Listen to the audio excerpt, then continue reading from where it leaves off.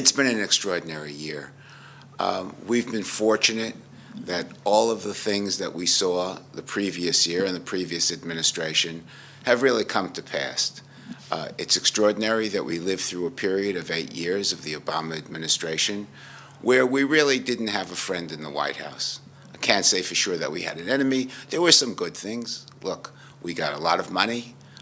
That was an extraordinary event. But short of that, we didn't get the support that we need.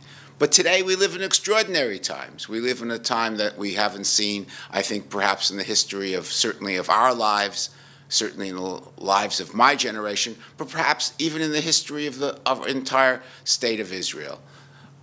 We live in a time where we have a man who's in office today who's an extraordinary friend of Israel to the point of beyond the extraordinary. And I think that is what we're going to see in the year to come.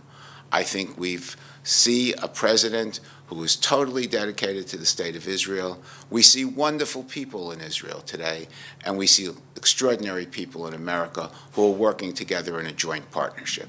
I believe due the speech of Trump yesterday in the United Nations, what do you think about that? Is new days come? Well, certainly we're in a new era. Certainly with Nikki Haley, certainly with people like that who have played such a critical role. If we were to pick a man of the year, who is the man of our year? Certainly, at first blush, we would say perhaps it's Jared Kushner. Perhaps at second blush, we would say it's Netanyahu, our Prime Minister, Bibi, extraordinary man. Third, if we focus on more people, we'd add Nikki Haley to the mix, of course. But at the end of the day, it's not a Secretary of State. It's not the person who represents the United States in the United Nations that's critical. It's really the person who's already at the top of the heap, the top of the group, top of the ordering. And that person is Donald Trump. And President Donald Trump, the 45th President of the United States, has done an extraordinary job, and a job that's unequaled, a job who's focused on making sure that the United Nations has turned around 2442, turned around the hatred that we saw in the last years of the Obama administration come through.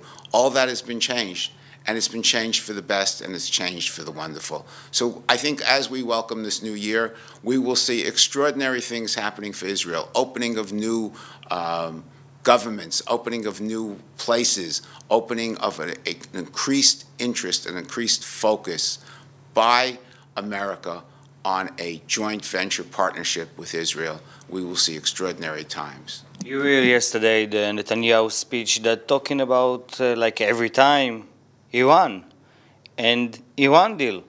And you think that now after the Trump speech, maybe he's going to cancel the deal with Iran? I think it's hard to cancel the deal with Iran. You know, it's hard to put Humpty Dumpty back together again. Once something happens, it's very hard to put it back together again. It's going to be hard to put the sanctions back together. Remember, let's look at, for instance, even 2442. We were all very critical of President Obama for abstaining and not vetoing that move. But remember, in that group of people, in that Security Council, there were 14 other countries, supposedly democracies, supposedly important countries like the Great Britain, like the permanent members, all of whom voted against Israel. Now, we're changing that tide. We're changing where that's coming from. But that's not over. We don't have a world of friends out there. We have a strong America, and we're renewing friendships. We're renewing friendships in the Middle East, particularly because the interests of those Middle Eastern countries coincide with our interests in regard to Iran.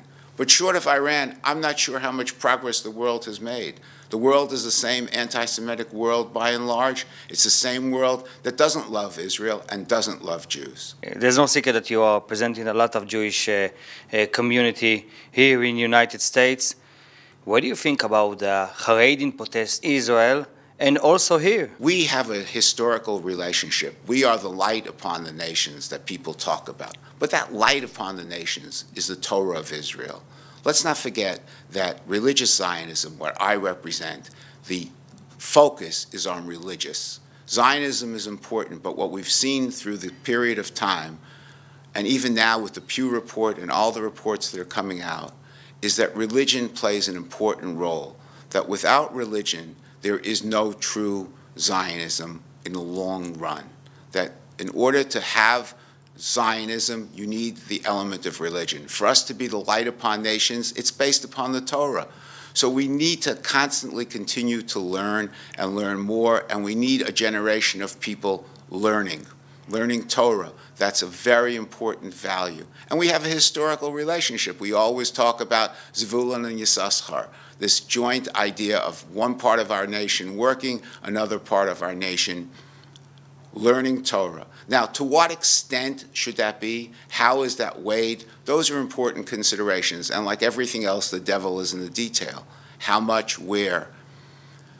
So on the one hand, it seems to me that today, where so much Torah is flourishing in Israel, it's extraordinary to see any Jew, Haredi, non-Haredi, any Jew protest and be in a point of view where they criticize the Israeli government in regard to how much Torah is being learned. So I find that very, very difficult.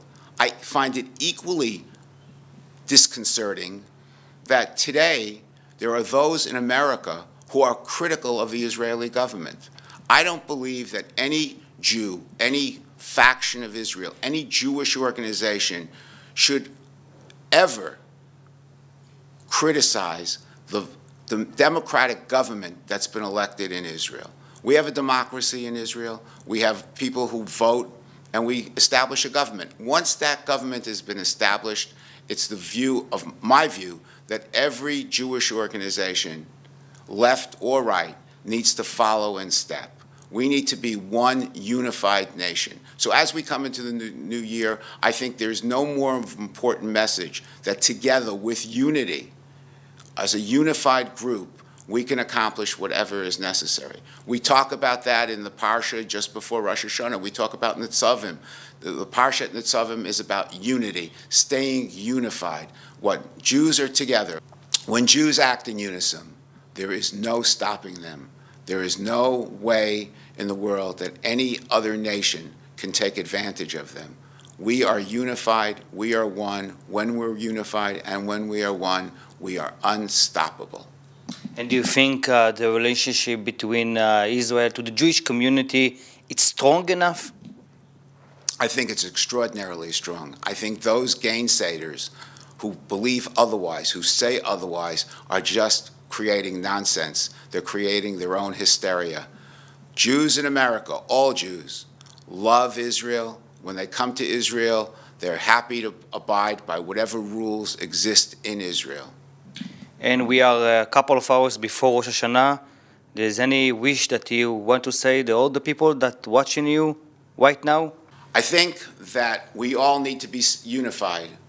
As unity is the most important thing, when we act as one group together, we are unstoppable and unbeatable. Happy New Year. A good Gebenchtjahr to everyone. A Ksiva Chasima Tova to everyone who's watching. Only health, happiness, and prosperity for the year to come.